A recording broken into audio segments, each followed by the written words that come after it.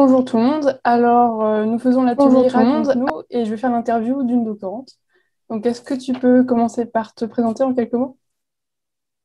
Bonjour, je m'appelle Sania, je suis doctorante en deuxième année à l'Institut toulousain des maladies infectieuses et inflammatoires à Toulouse. D'accord. Et du coup, comment est-ce que tu es arrivé en thèse? Qu'est-ce que... Alors après un bac technologie STL pour sciences techniques de laboratoire, option biochimie génie biologique, qui est maintenant devenu le bac STL biotechnologie, je suis partie en sciences de la vie à Sorbonne Université à Paris. Puis après, j'ai fait un master 1 en biologie moléculaire et cellulaire. Donc, c'était un master 1 qui était également général comme dans la continuité de ma licence. Mais dans ce master, on avait les modules qui étaient à la carte. Du coup, j'ai choisi des modules pour me spécialiser en immunologie et en microbiologie. Et en deuxième année de master, j'ai continué en immunologie et plutôt en immunologie avec des applications médicales. Je me suis orientée en immunothérapie et vaccination. Et là, après, j'étais en stage ensuite en M2 dans un laboratoire à Paris. Mais malheureusement, je n'ai pas eu l'école doctorale. Du coup, j'ai postulé à des thèses qui ont déjà un financement. Et c'est comme ça que je suis arrivée à Toulouse dans l'équipe où ils avaient déjà un financement pour une thèse. Ok. Mais du coup, qu'est-ce qui t'a motivé à décider à faire une thèse? Alors, qu'est-ce qui m'a motivée à faire une thèse? C'est que depuis déjà toute petite, j'aimais regarder C'est pas sorcier. Et aussi, je suis fascinée par le monde qui m'entoure. J'ai une certaine curiosité. Et je me disais que faire de la recherche, c'est une manière de contribuer aussi à l'élaboration de potentiels médicaments parce qu'on découvre, par exemple, comment fonctionne une maladie, ou par exemple, ça peut être très bien des aspects fondamentaux ou appliqués. Et même si notre recherche, sur le moment, n'a aucun intérêt ou application concrète, ben, plus tard, ça peut permettre de apporter des éléments de réponse à des malades. Très bien. Et du coup, qu'est-ce que c'est ton sujet de thèse?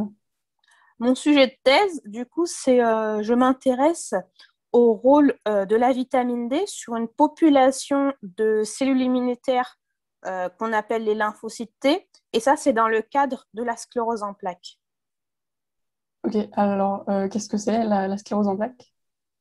La sclérose en plaques, c'est une maladie auto-immune inflammatoire.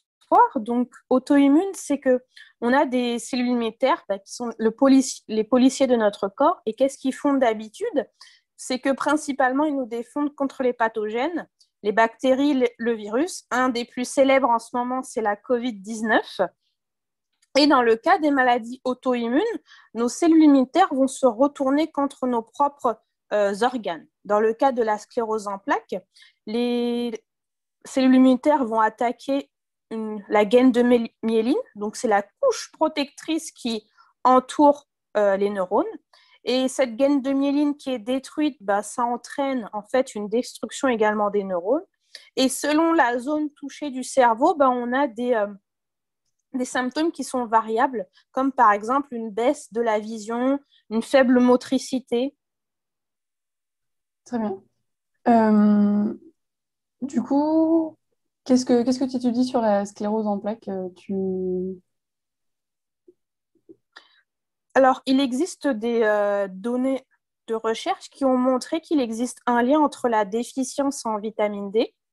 Il faut savoir que l'action du soleil sur la peau, c'est la principale source de vitamine D. Donc, ça permet de fournir plus de 90% de nos besoins en vitamine D.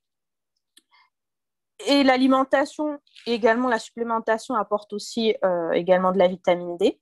Et il existe un lien en fait entre la déficience et la sclérose en plaques.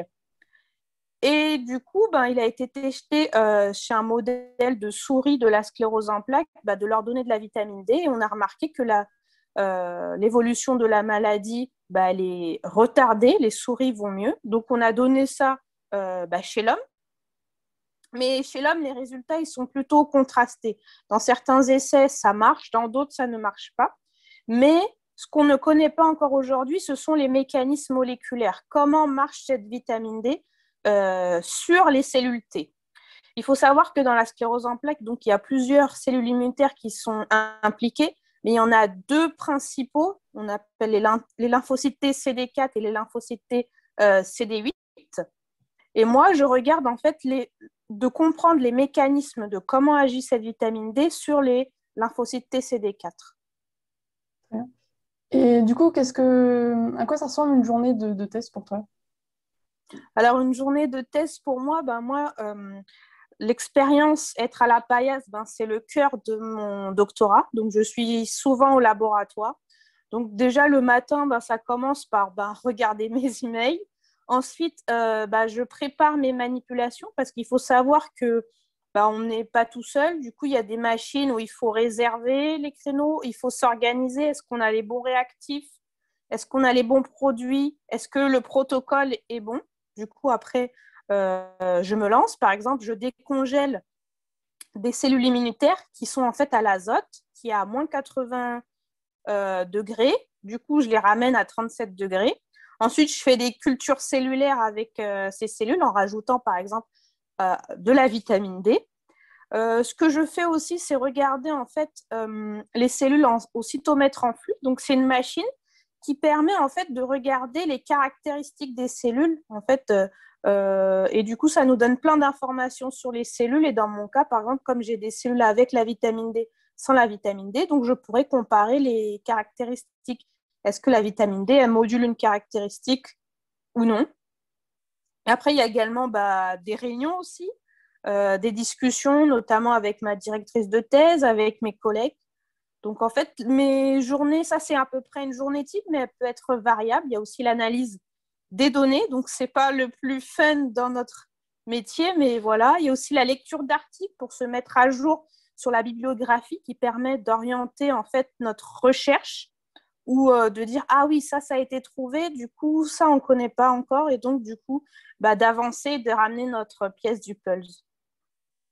Ok. Et est-ce que tu sais ce que tu vas faire après ta thèse? Est-ce que tu vas être docteur ou est-ce que tu vas être chercheuse? Qu'est-ce que tu vas faire?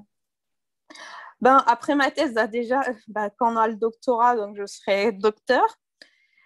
Du coup, moi, je pense rester être chercheuse dans la recherche publique, mais plutôt dans le contexte de recherche médicale, parce que mes trois stages que j'ai faits en L3, en M1 et M2, c'était toujours des stages avec une question en fait sur des maladies. Donc, j'ai fait le mélanome, j'ai fait le facteur 8, j'ai fait aussi également. Là, je suis sur la sclérose en plaques, donc c'est quelque chose qui m'attire parce que je me dis que ça peut peut-être apporter une potentielle réponse pour des patients.